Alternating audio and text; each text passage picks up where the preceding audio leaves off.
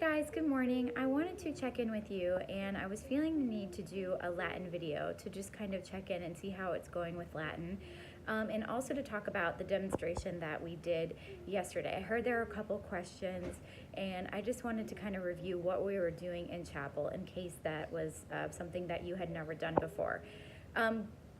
So I wanted to talk for a minute about our typical Latin day and what it looks like when we sit down for Latin.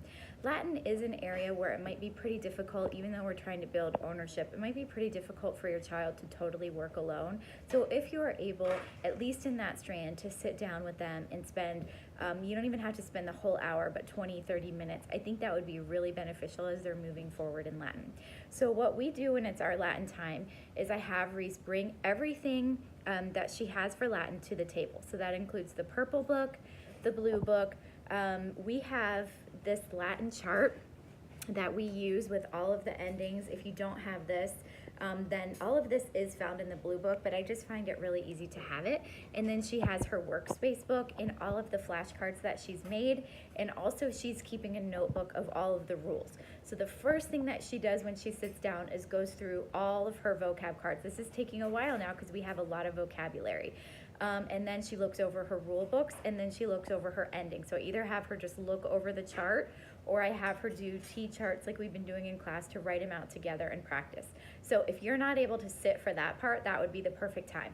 Then usually what they do is read the lesson is the next step. So I usually read the lesson with her, mostly because I'm the director and I need to understand it too, but it might be helpful for you to sit with them and read that lesson. And then when they get to the vocabulary portion of the lesson, they pause to write vocabulary. So that would be another time for you to just let them be on their own to go ahead and write the vocabulary out.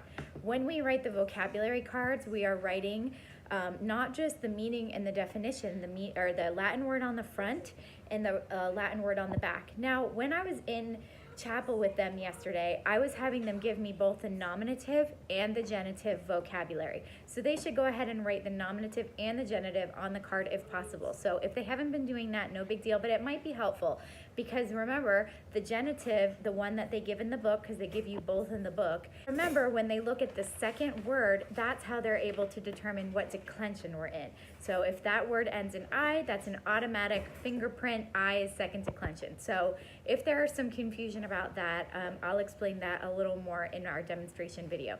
So we have all of those things set out, and now we're ready to do Latin. I also have a list, and I sent this to you all if you need me to send it again, of all of the CH.A nouns. This is going to be really helpful when you start to do exercises. So I know we've talked a lot in class about T-charts and about memorizing the endings and the vocabulary because that is super important moving forward. But I didn't mean to not put enough emphasis on the exercises. And by far the most difficult thing for them to do is going to be what we did in chapel, which is going from English to Latin. So that's what I wanted to talk about this morning. I wanted to show you how we do that at home, how you can best help them, and make sure they really have a good grasp of that moving forward. So I'll be right back. Here we have our sentence, Christians pray in the name of Christ. The exact same one that we did in chapel this morning. And I'll show you kind of how I go through and how we, the process of translating it from English to Latin. Again, the most difficult of the type of exercises that we do. So the first thing I would ask is who or what is this sentence about? We're trying to identify the subject. And the kids would say Christian. So I would go ahead and label this S for subject. Then we would say, what is being said about Christians? What are they doing? And they would say pray. So we know that is our verb. So go ahead and label that. Then we want to label the rest of the sentence. And we know that in is a preposition. Maybe we need to review the 8 parts of speech if that's a little confusing to you. But in is a preposition. And this is our prepositional phrase, in the name. So we would go ahead and label this a preposition. You could just label it P or prep or whatever. And then anytime there's a prepositional phrase, there's going to be an object of the preposition. So you would go ahead and label this. This is our object of the preposition, so I label it OPP. And then here's where it gets a tiny bit tricky because this is different in Latin than it is in English. So whenever we see of Christ, we know that that's going to be possessive because it's the name belonging to Christ. So in Latin, whenever you see this of, that's a key to you to know that this is going to be possessive. So I would just write POS right there for possessive.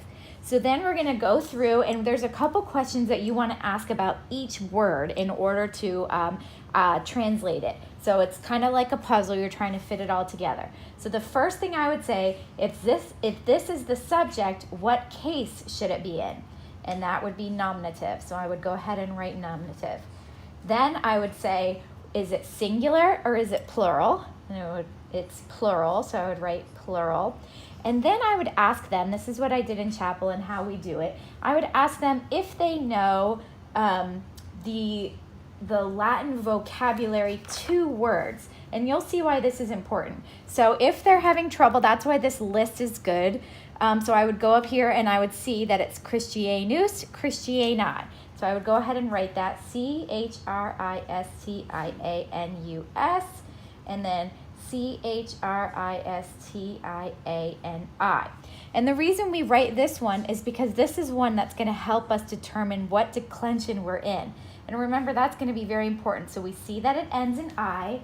At this point, if you're needing your Latin chart, that should be out too. So we look for which one ends in I. And see on my chart, they're red.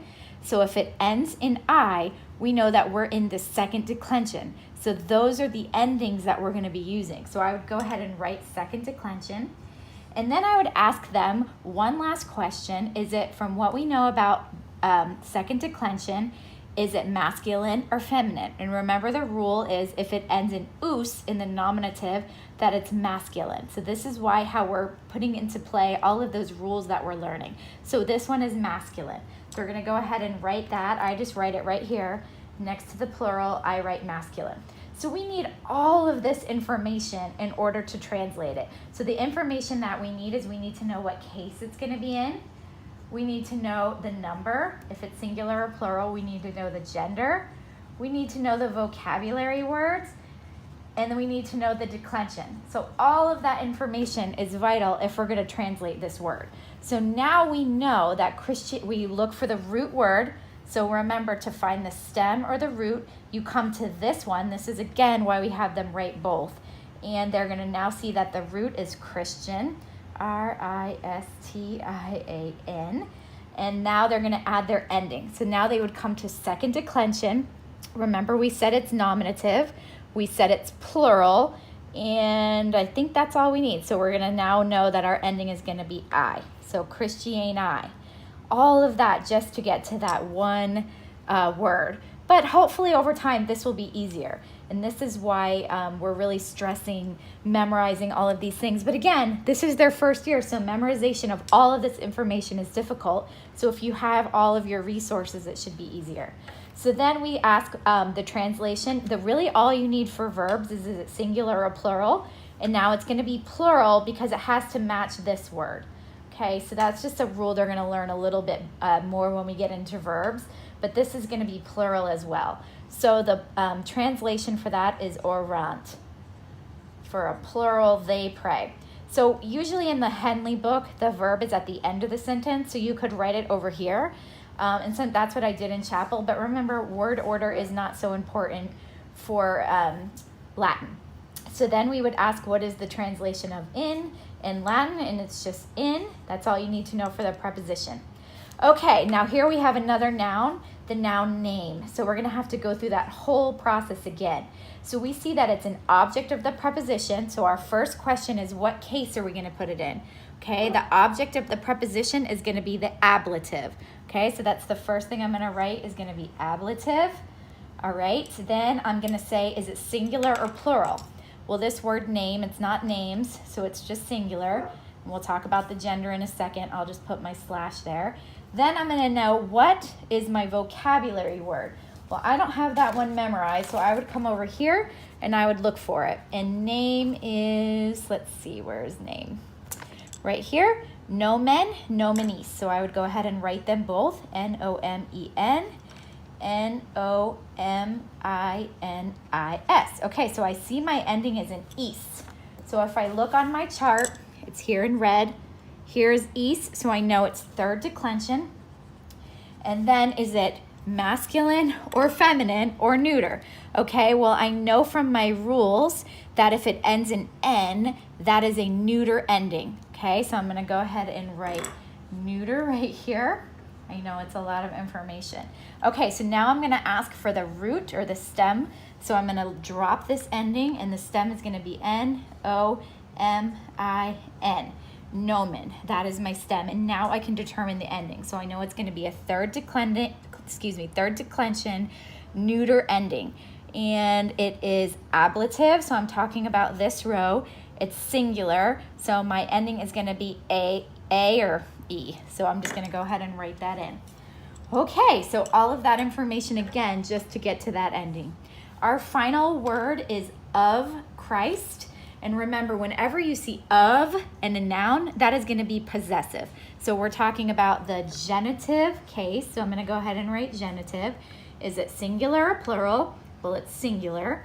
Okay, and the vocabulary word is, let's see, I believe it's for Christ. I have my list right here in case I don't have it to pull from my memory. I believe it's Christus, Christi. There it is right there. So I would go ahead and write that. C-H-R-I-S-T-U-S, C-H-R-I-S-T-I, okay? And then I see that I is my ending, so I know if the second word, the genitive ends in I, I'm in the second declension. So I'm gonna go ahead and write second declension. And then I also know because of this us, because of my rules, that it's gonna be masculine, and also Christ is masculine. So I'm gonna write masculine. All right, let me write my stem, C-H-R-I-S-T,